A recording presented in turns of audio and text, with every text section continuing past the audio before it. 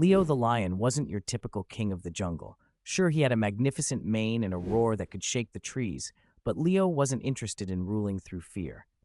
He preferred problem solving, and his latest challenge came in the form of a frantic mongoose named Mbali. Mbali, a blur of brown fur and nervous energy, dashed into Leo's clearing. "Your Majesty," he squeaked, panting. "The river, it's blocked. The watering hole is drying up." Leo's golden eyes narrowed. A dry watering hole meant trouble for the entire savanna. He rose, his powerful paws leaving deep imprints in the dusty ground. "Led the way, Mbali." Following Mbali, Leo found the river choked with a tangled mess of fallen trees and debris. A flash flood, Mbali explained, had caused the mayhem. The smaller animals were helpless. Leo surveyed the scene.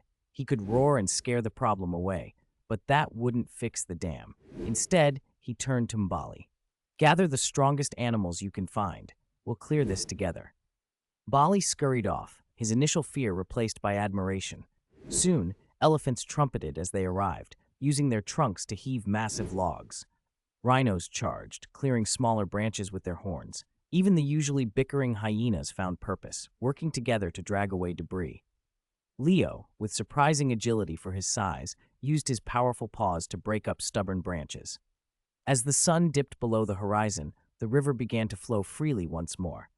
Relief washed over the savanna, along with the cool evening breeze.